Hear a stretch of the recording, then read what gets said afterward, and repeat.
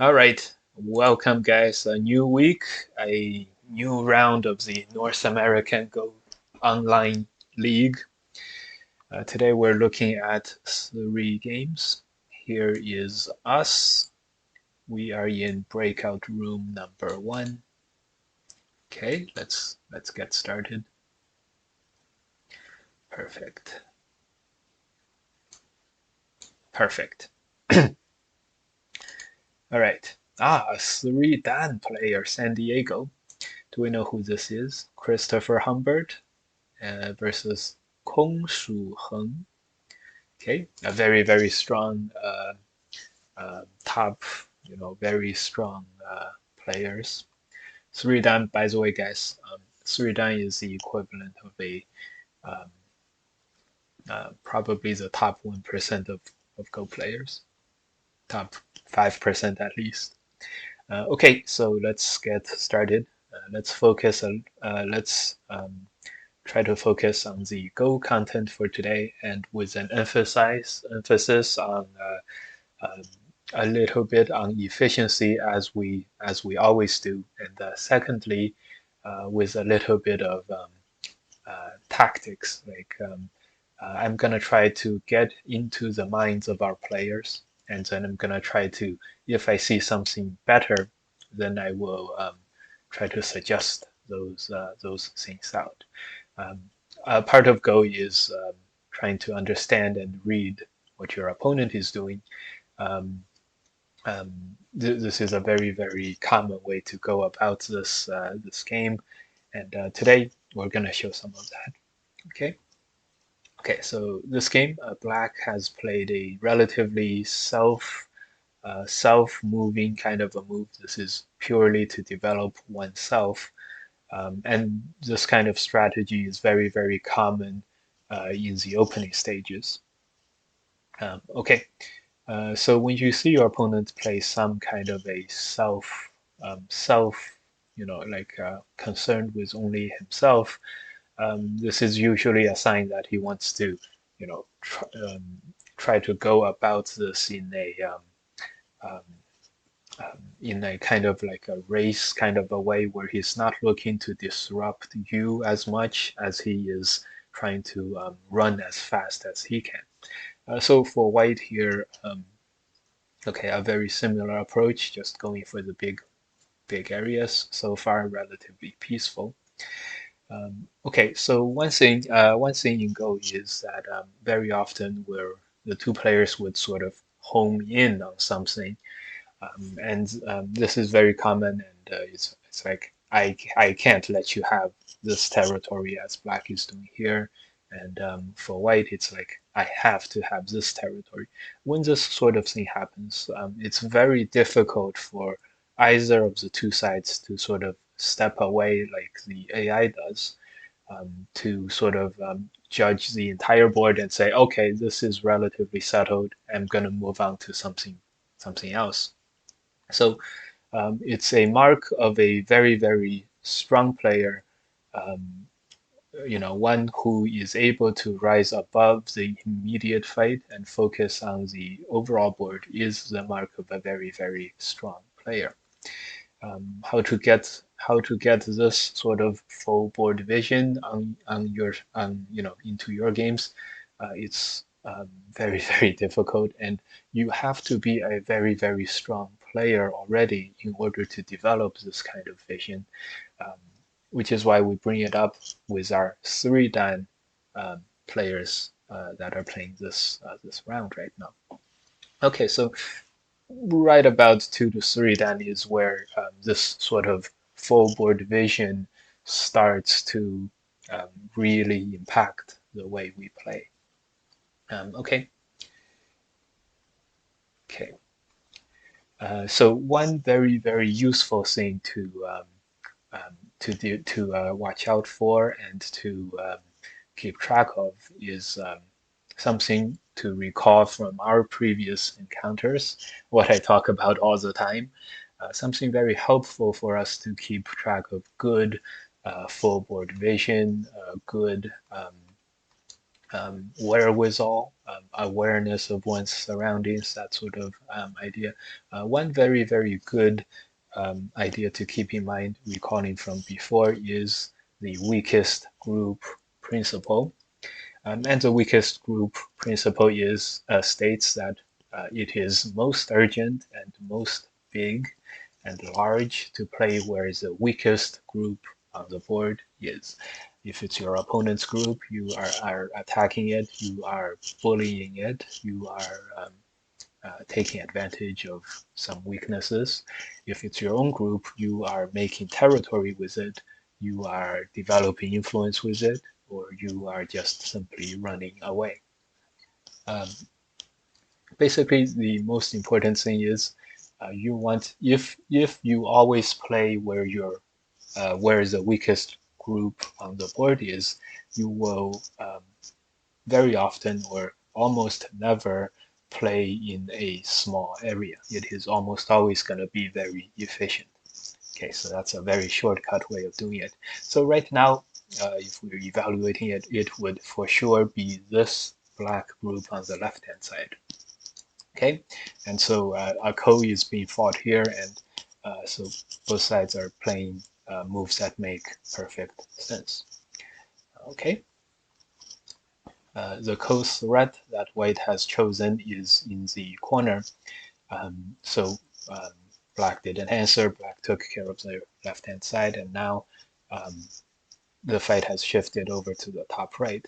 Now here, because the connect makes white completely alive, this is six stones in the corner, which is alive, which you add two to it basically. So 6 stones in the corner is equal to 8 stones on the side.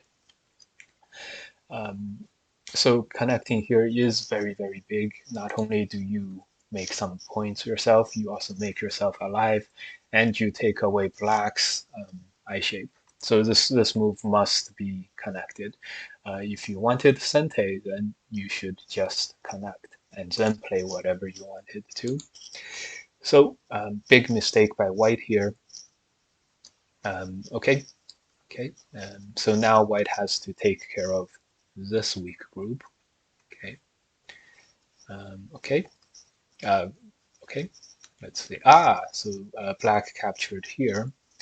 Um, okay. So the thing about capturing this one is that while it is capturing, the uh, black is already basically alive in the corner now, and so black can capture this, and then if white wants to connect, black can still be totally alive in the corner. Therefore, this move is not so urgent as the side with those 3 stones. Because if black allows white to capture those 3, it is white living and capturing black and making territory with the stones and destroying black territory. So okay, let's see. This is made perfectly. The double hane came. Okay. Another thing you can do is to just play forward, and then this is letting black live. Another thing you can do is to cut first and then make this as an Atari. Um, and this forces black to live in a very, very small area. The double hane is a way to capture the 3 stones and making sure to capture the 3 stones. So a very compromise situation has been reached. Black is totally alive in the corner. White is totally alive on the side. Black is totally alive on the lower corner. So this it is very natural for both sides now um, to depart from this local area and then move on to other parts of the board. Um, if you if you use the weakest group principle, you'll very clearly see that um, none of these groups are weak, so it is time to move on to other parts of the board that are weaker. Okay, so this portion will end today's references to the past. Just keep in mind, I only repeat the important pointers in Go. So um, okay, it will help immensely. Okay, so black has Sente, and so invading here makes a lot of sense. We're attacking white, and since black won the ko from before, black is using this thickness as a base to attack. This is very strong play, as we can see here. Okay, this is a common Joseki. Now, this is black cashing in his attack or invasion and then sort of moving on into the corner. This is an exchange. This is um, fairly reasonable. And we can see that this part of the board is also rapidly settling down. Um, okay, who gains from this? White gains a lot of safety value from connecting with the two weak stones. Black gains a lot of territory taking away from white and making some himself. Um, Overall, though, um, when things are settling down, when we are um, um, sort of both sides are settling. For example, the right-hand side is an example of a settling down kind of a fight. This favors generally the player with the weaker pieces or the weaker groups. So um, this is another saying that we have talked about before, which is if you're stronger, you want to mutually destroy and tangle it up or get into wild fights, complex situations. When you're weaker, you want both sides, you want peace, and you want both sides to be, I'm going to keep my territory, you keep your territory, and you're even willing to give up a little more for that. So in this kind of a fight, when it is a both sides sort of settling down kind of a situation, um, if you think black is stronger overall in this board, then um, you think it's good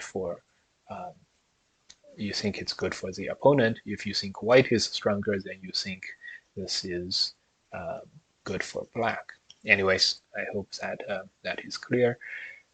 Okay, it's hard to imagine white being better overall on the sport. So just from the look of it, this is two Panukis. This is totally captures. So white for sure is the weaker side, and also if you count the territory, it's very hard to count a lot of white territory. So okay. Um, However, white does have one thing going for white, which is the one group, the weakest group on the board is the three black stones. So white has this one thing that's really going for white. So let's see how white takes advantage. Attacks here, perfect.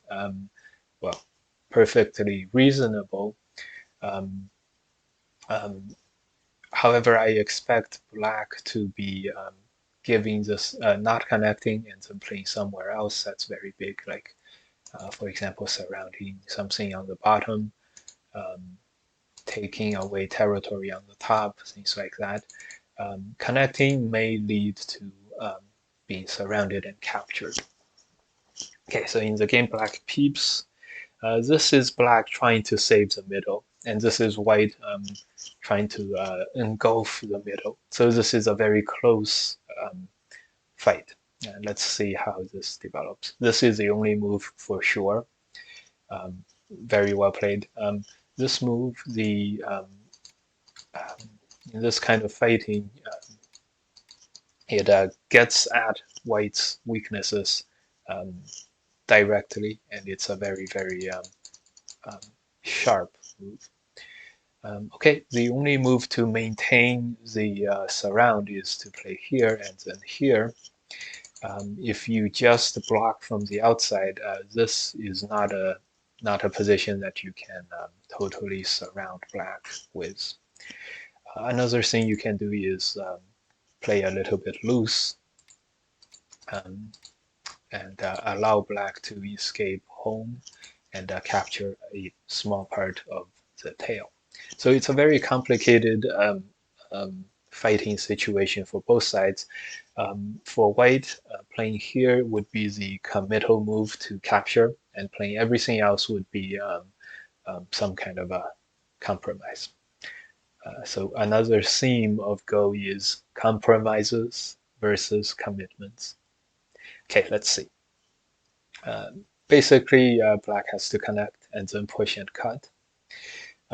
Pushing out like this is black giving up on the inside. Okay.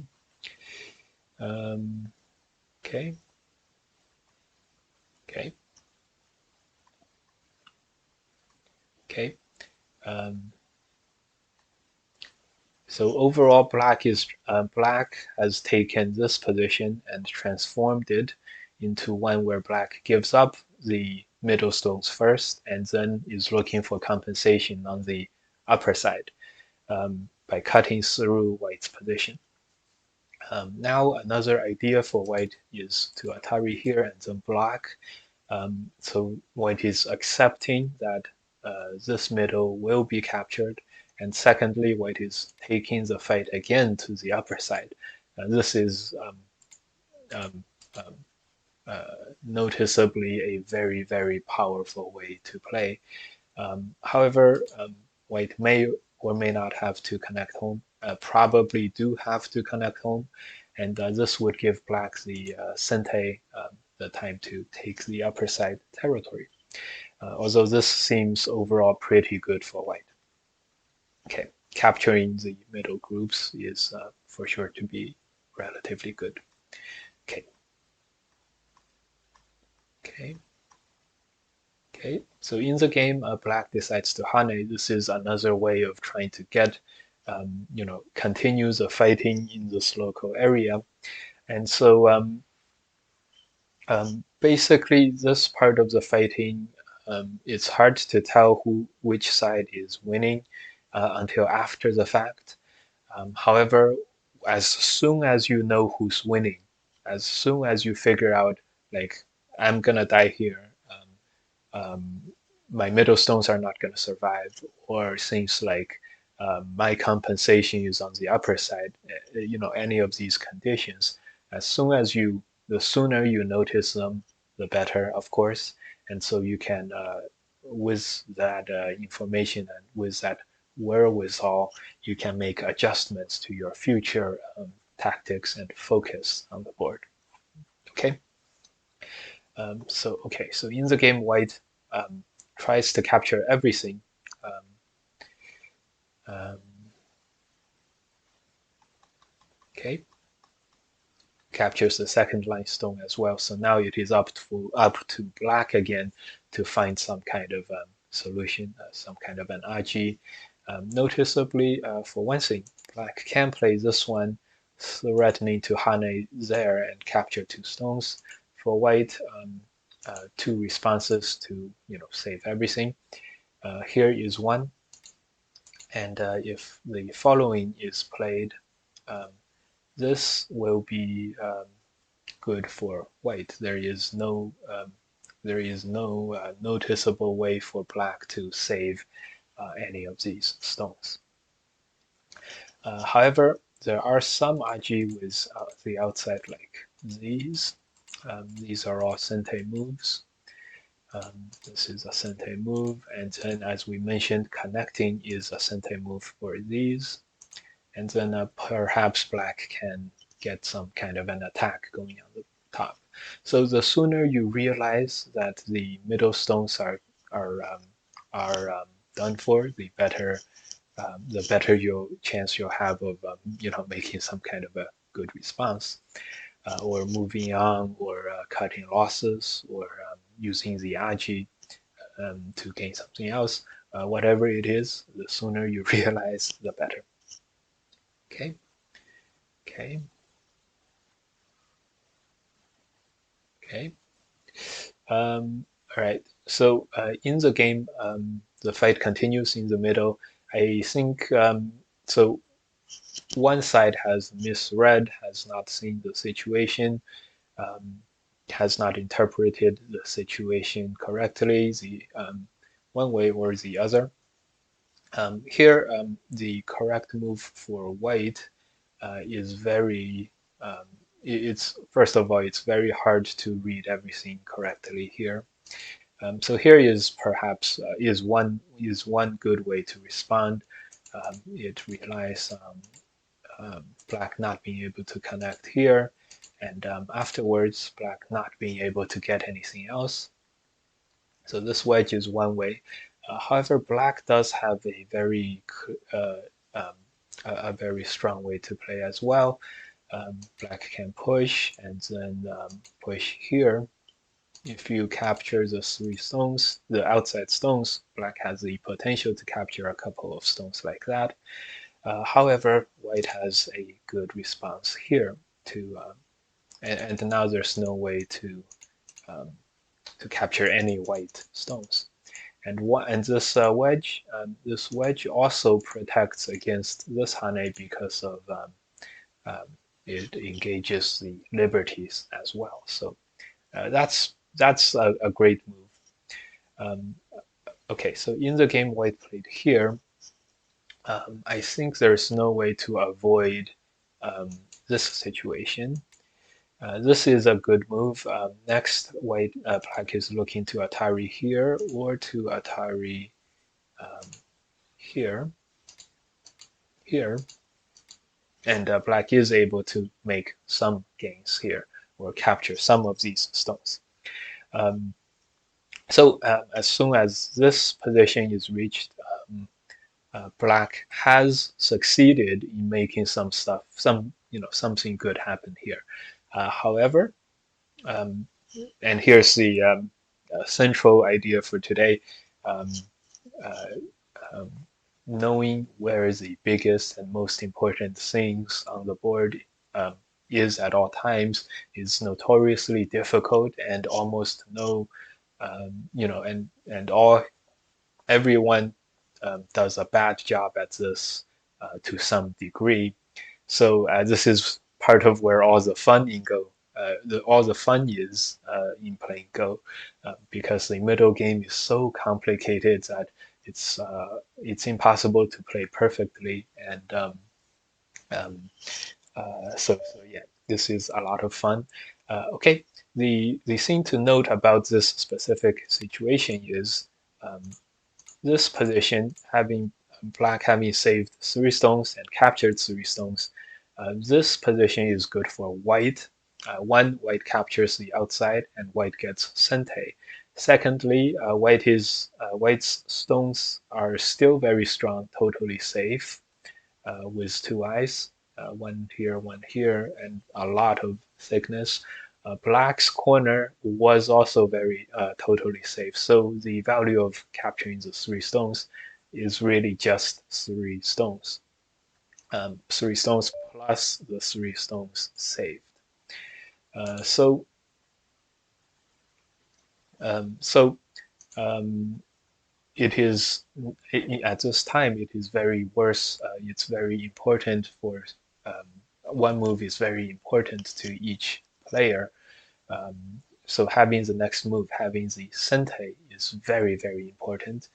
And as a result, black capturing these three stones is going to be not that worthwhile. So um, this situation would end like this, and then black would play something else, maybe up here, maybe down there, maybe just turn in the middle, um, and this would be left as an endgame move. And again, if we remember about the weakest group principle, these three stones, the group that's connected to the three stones are the black group is totally alive and the white group on the outside is totally alive. That would lead that would imply that somewhere else would be the most important location to play. So if you are able to recognize that, recognize the differences in the value, um, um, it is very helpful. And secondly, um, it can give you a leg up. So as white here, you would for sure cut and move on and have an advantage in the game. So in the game, white played here, which is capturing these two stones, but it left a glaring weakness here and here. Um, so instead of the three stones, it is these other three stones that are getting captured. White cannot connect here because, as the game showed, this is black capturing everything. And the difference between this and the last is that the outside five stones, um, having captured white, is now totally thick, totally strong, and that is a lot of value added to the points value. So okay, so this this is a major misread by white, and if if black ends up winning the game, this is for sure to be where the game was decided. Okay, and so afterwards, not that much happened except white has cut off the middle, but it seems to me like black is not planning to save them. Okay, this okay. Um, White commits to cutting the middle stones off for a final attempt at capturing surrounding a big center as a way of coming back. Um, okay, and as a result, White was unable to totally sever Black's connection from the home. White is also um, White is unable to connect home himself, and therefore Black was able to connect home through capturing White. Okay, pretty well, pretty straightforward there. And in the end, White was able to find some aji, but this is little consolation. Um, this is little consolation. So Black is for sure winning a lot at this point. Well, the game ends here, but are we able to tell who won the game? Because the last game, the last move is a white move, which leads me to um, usually you resign when your opponent moves, right? Um, okay, okay, indeed, black won the game, so it's okay. Yeah, this group is not gonna survive, and um, okay, so black was winning, and black did win this game. A very exciting game. It boiled down to that one fight and that one misread. Um, Otherwise, the game was played in a very high level. Okay, second game. Let's watch this one. So the theme of today is if you have the full board vision or the wherewithal to tanuki and play at where the most important location on the board is, you can have a very big advantage. Okay, this game is between a 2Q and a 4Q. Let's go see. Okay, the openings you're gonna see very similar things. Here, some life and death knowledge is gonna benefit benefit us a lot. This turn is Sente, the Hane, and then this Hane, and then um, this peep on the inside will capture white. So this turn is Sente. Um, if white were to have this move in Sente, this corner is now alive, and this would be black in Gote. However, this is having exchanged 2-4 versus 3-5. This outside black is that much more strong and thick. So this turn is very, very big. However, you would have had to have a little bit more life and death knowledge. Um, Moreover, suppose this shape is alive, and the response to this move is to play here. This shape is alive, so if white was able to get a Hane in center, that would this shape would be a white being alive shape. And so there is another solution to it. For black, if you play here, assuming you have this already, um, this is again a dead shape, and that's because it's like when you threw in white captured instead of playing the S18, the way to live. So this is a very complicated corner situation. Um, how to do better in these kinds of corner situations? One, you can get better um, at life and death problems. You can see a lot of problems that are similar to this. There are a bunch of resources. You can just Google them. Secondly, if you want a shortcut way to know, um, the we can use the 10-point principle, which is if it's a questionable group, um, see if it has 10 points or 10 potential points.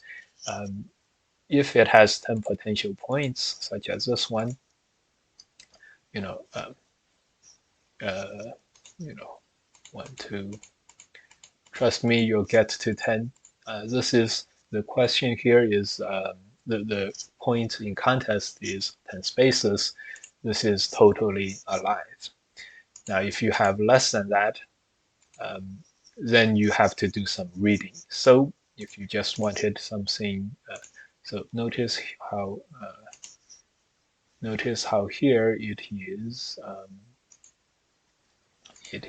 now 7, and as soon as black plays here, it is now 6, and um, this is a final situation. And so, once you get less than 10, you have to start um, reading a little, and it gets complicated. So, um, the good thing to do if you're white is to make sure there are 10.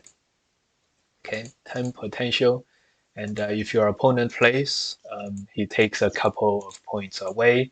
Now you still have 8. When he plays here, you still have 7, and you're very, very safe. Um, that's why 10 is not just a round number we picked. 10 is actually a very practical number. 10 points rule. Okay, hope this helps. If you have clearly less than 10 points, try to expand it and make it 10. Um, okay. Okay. Okay. The game moves on to fighting. Okay, and so here is another use of this principle. Um, for white here, do you have 10 points?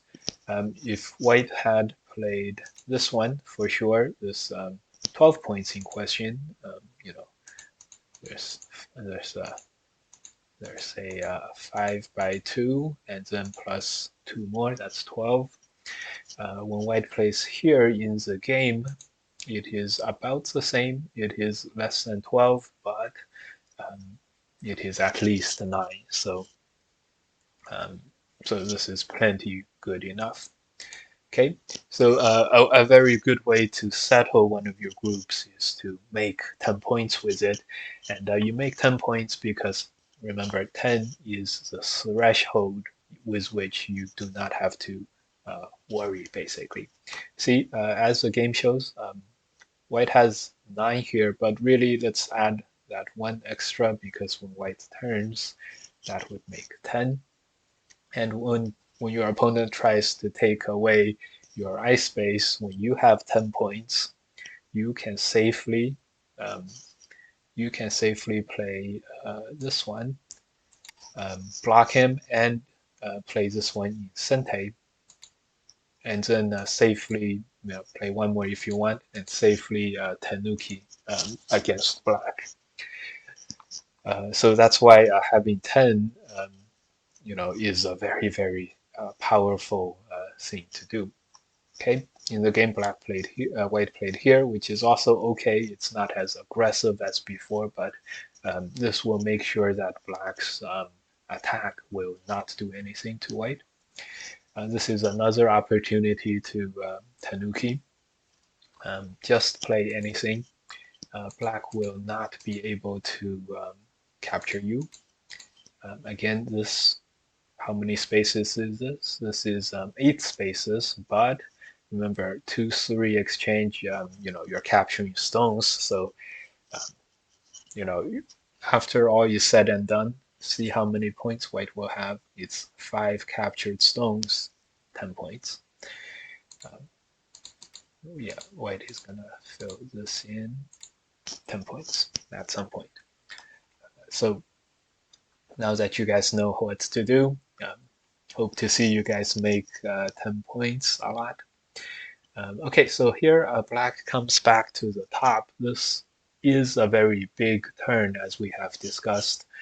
It is most likely Sente against the corner, and of course it strengthens black's position on the outside and all that good stuff. Okay, here white just makes life in the corner.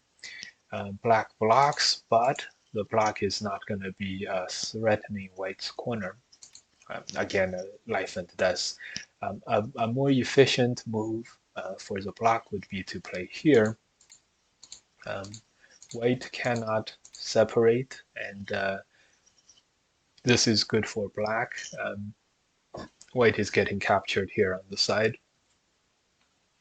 So this attachment, not only do you do the same thing as the block, you also surround some territory. Okay.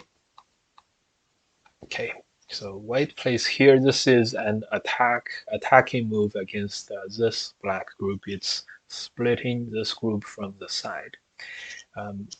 Because white seems a little bit weaker than black, I would recommend us take the approach of let black live and you run out yourself as well. So I recommend peace, in other words.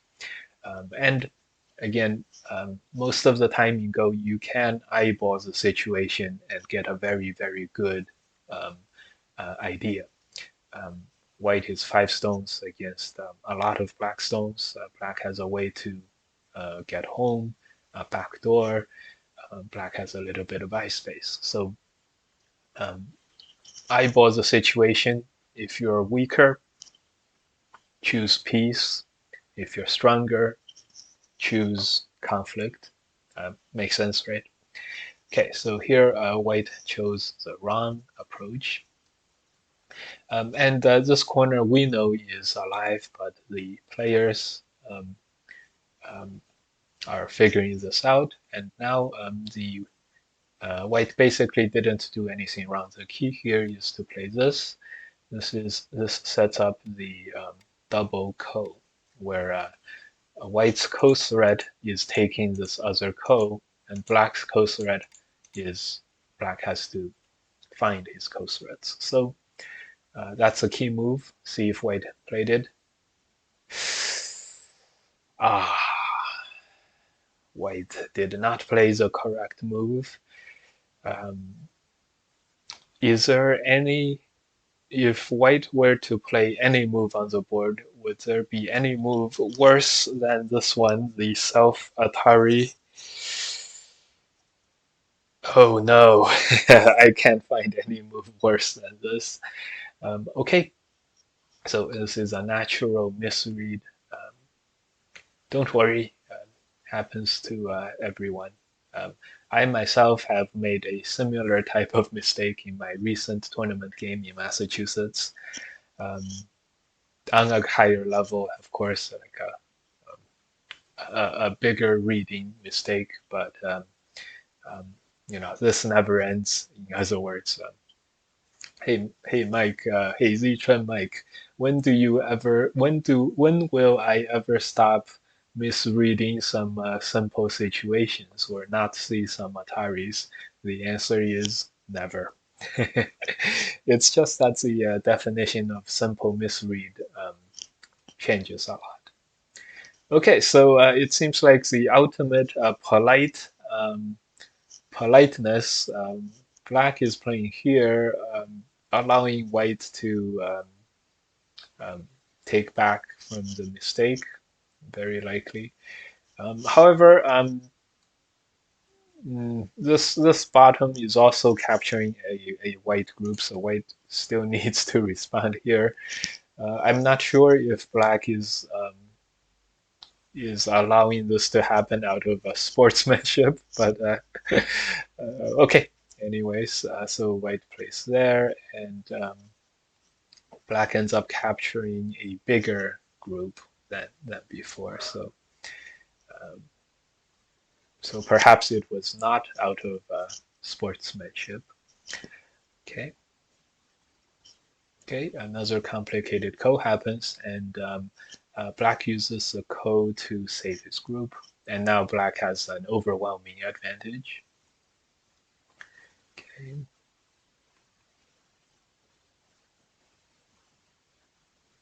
Okay. This is an opportunity for white. So black is overwhelmingly winning. Of course, white put himself in self-Atari and then lost a huge corner for free, basically, for virtually for free. And so black is winning the game by a lot.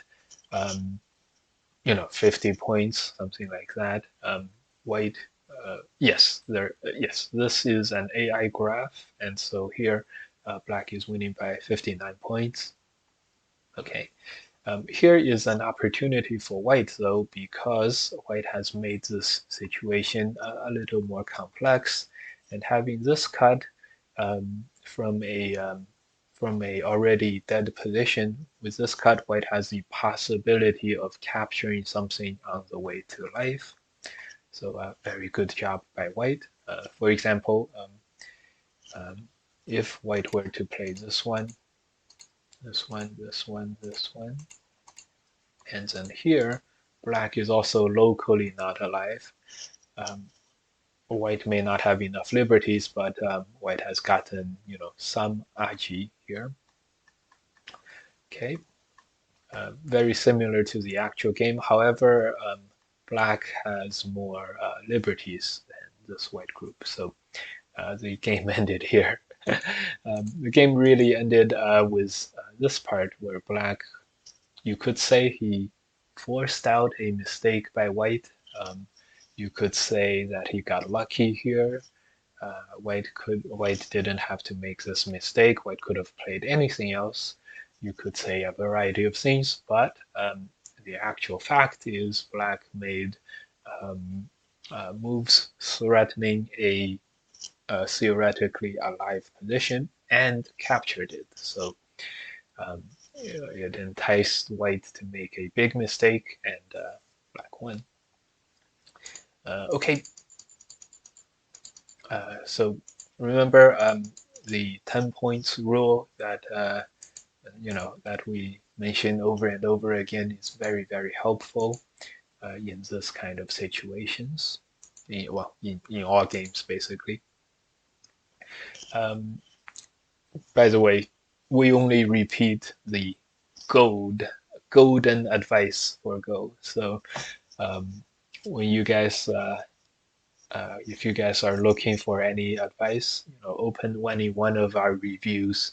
We will generally speak about very similar um, topics. So good luck, guys. Good luck on your path to improvement on the climb of the Go ladder. Okay, this is our third and final game for tonight. Okay, okay. very high level opening so far. It's very rare for um, any one side to play very bad openings. Okay, so here the first fight of the game has occurred, and it's between this black group, this white group, with one more stone on the other side. Okay, okay, all right. Um, Here, the fight is between these two groups, but at the same time, black is making a huge moyo. So, um, as white here, I would recommend one taking just the time now to invade, or play one more threatening move against black and then invading, um, or um, attack total attack, and then try to fight it out against this group. All these ways are potentially good. What you don't want to do is make several moves like this one and allow black to sort of get some kind of a backdoor cut where um, so then you, as white, you're like, oh, I have to connect on the outside, and then you're like, I have to make a big moyo here, um, and then black has already. You don't want to, you know, uh, let black get a big moyo and then also have a weak, and also cut us and live. Okay, so this move is threatening to connect for white. Um, okay, now black played here. Okay, this block is a full out attack. Um, this is preventing black from connecting underneath. I would recommend, since the two sides are about as strong, after white plays here, this white group and this black group is equally strong, but it's black's move, so you know, white is much weaker here. If you're on the weaker side, you want peace. You want to have black extend home and you to also run home as well. Okay, so that's the recommendation for this fight. Um, However, this one is very exciting and we have a fight, um, we have a real fight going on. In this game, in this situation, black is sort of taking what we suggested for white earlier, which is leaving the middle fight and then taking and destroying the moyo for his opponent.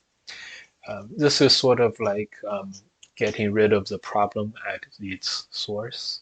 So for white, the problem is that black will surround a big upper side. For black, white will surround a big lower side. And so this movie is sort of trying to preemptively get rid of the problem at the source, which is a very good and strong way to do it, to play. Of course, it's a very powerful way to play as well.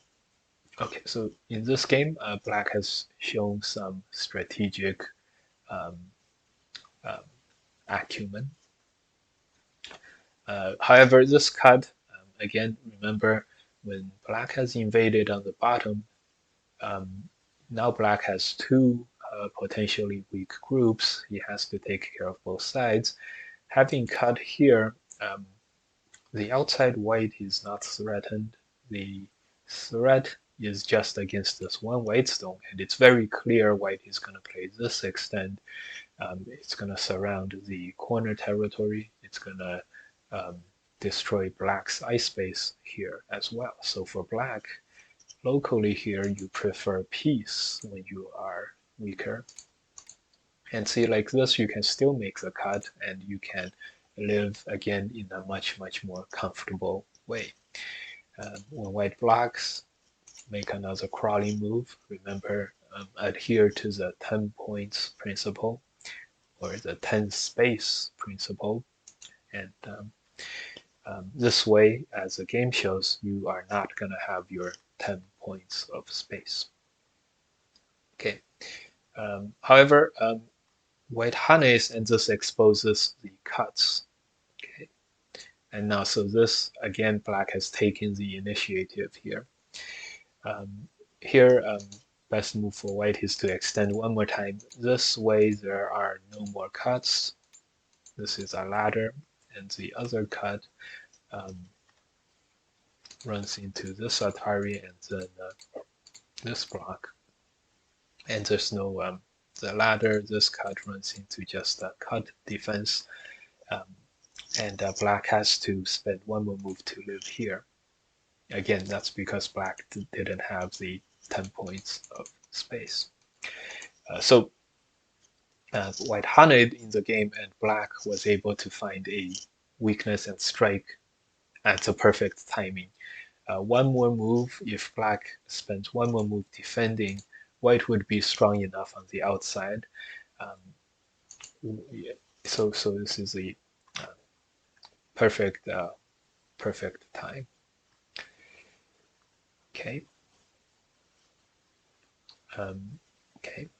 In the game though, black was unable to do any damage to white, so one thing black could do is turn here, and this way black can capture this one stone.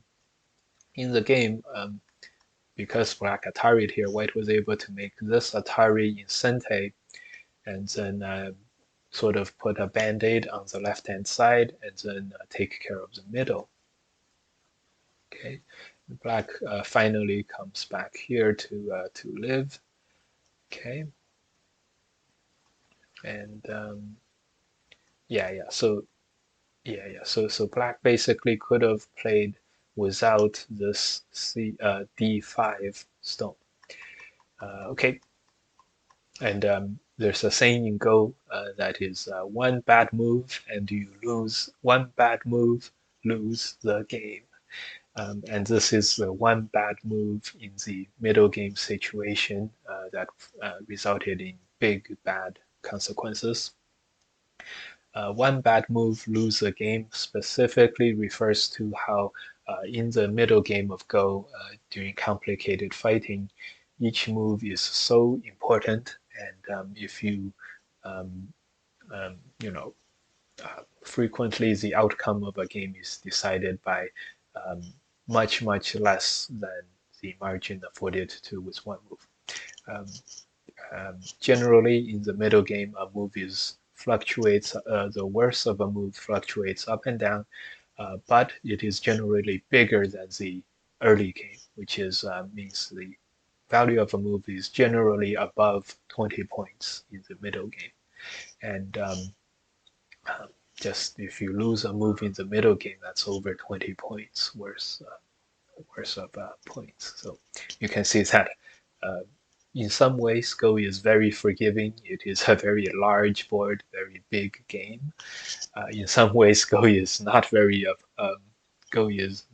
forgiving, and that's exemplified by how one move can lose a game.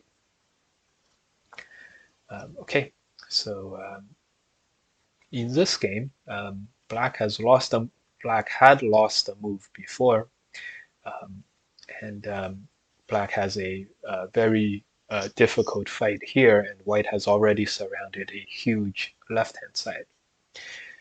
So now fighting shifts over to the right-hand side, and here white's slightly weaker shape from earlier in the game has manifested itself.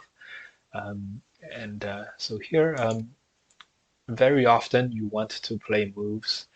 So in the game white played here, this is connecting, totally connecting.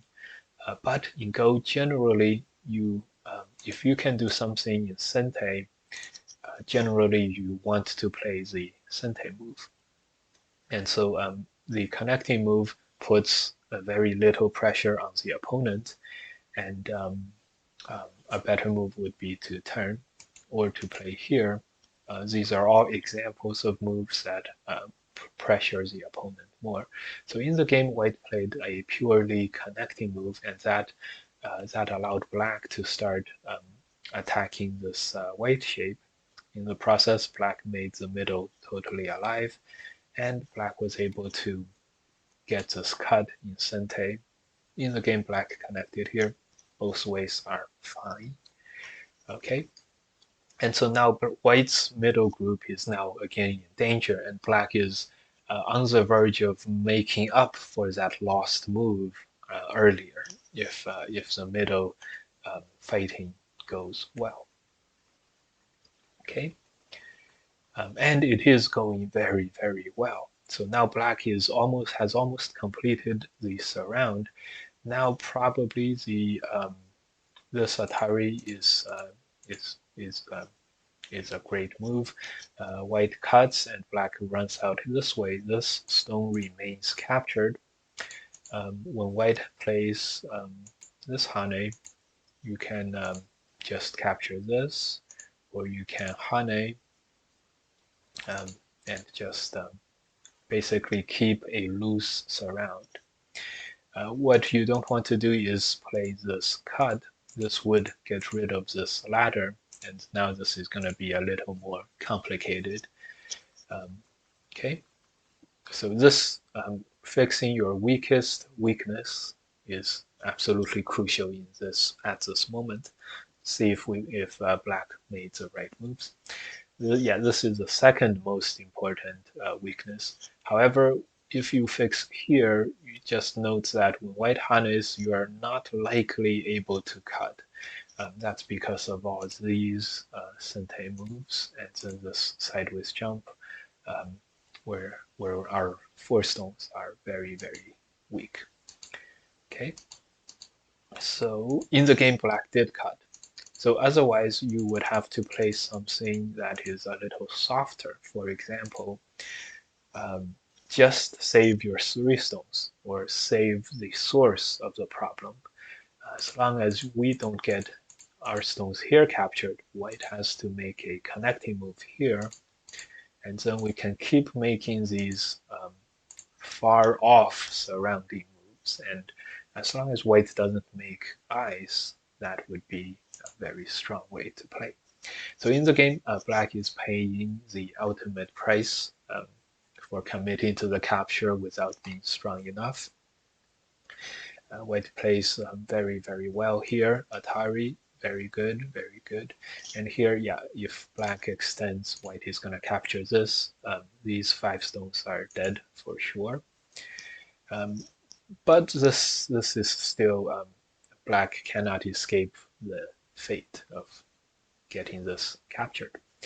And so this is a very common thing. We are so close to capturing, but one imprecise move and our opponent breaks out. Two imprecise moves or two overly aggressive moves and our opponent counter captures us. So this is a very, very unfortunate turn of events for black, and this happens all the time. Zichun Mike, when do you ever stop dying from attacking the opponent? Um, that is, you are attacking, and then all of a sudden you're the one who gets killed. Unfortunately, the answer to that is also never. This never ends. Just in my last Go tournament in Massachusetts, I had exactly this situation. I was almost killing my opponent. I almost captured the group. I could choose to capture. I had one way to capture him that I did not find. One imprecise move. I was still good overall. The second imprecise move, and then it's all back to even. A third imprecise move, and I went from I went from having a way better shape position to a way worse position. Very similar to our Portland stew here playing the black pieces. So when does it ever end, Zicha Mike? Never, never. But perhaps instead of being sad about that, maybe we should be happy about that because what's the fun in the game? What's the fun in the game if you know if you don't if you're not able to lose from almost any position, right? And this is the beauty of Go and why we um, enjoy to play so much. Okay. Um, our friend Portland Stu here, um, luckier than I, um, having made exactly the same steps as I did, three imprecise moves, one of them being a blunder, of course. It's always that way. Um, having have made a position where he was capturing the opponent, and now he is captured by the opponent. However, he is luckier than I in the sense that his opponent played a mistake right here. This allows black to cut and at least capture this tail. White should connect, of course, and there's no more problem. Perhaps white did not see that black can connect here. And here, now white, now this whole thing is a code. Very interesting. Um, this liberty fight is a code.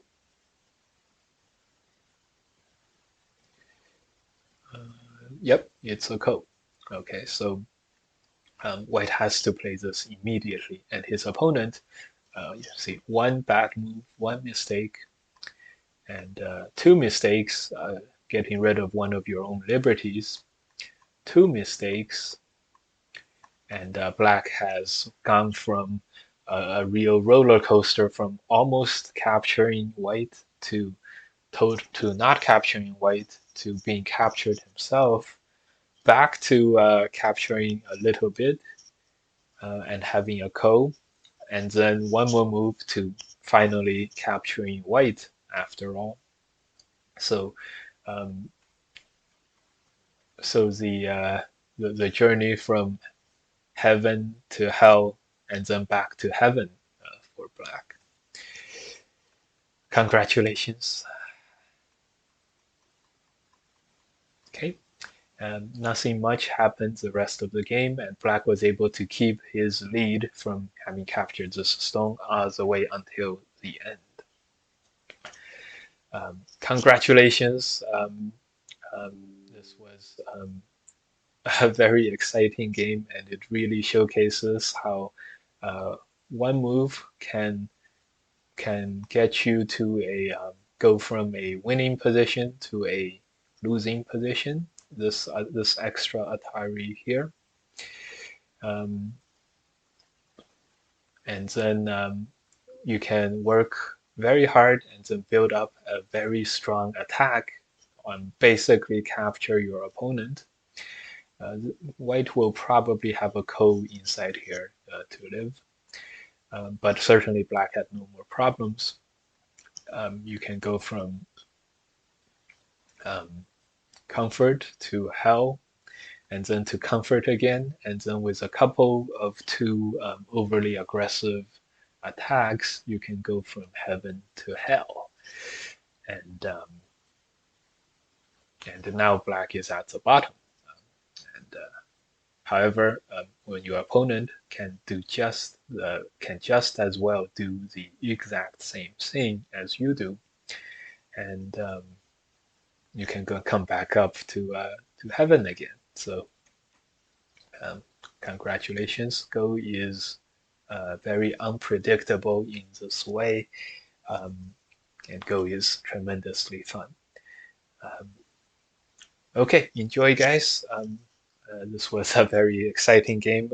A lot of games reminded me of my own games, um, which is great. And well, the 3Q games reminded me of my games, and the 3 Dan game did not, which may or may not be a good sign for me as a player. But they did. You know, they did, and hope you guys have as much fun as these guys in their games, and me when I play my games. So, see you guys next time, and good night. If you guys are watching on YouTube, uh, we're gonna have some more uh, content coming out featuring us playing against professionals and us reviewing our tournament games. Okay, enjoy. See you guys next time.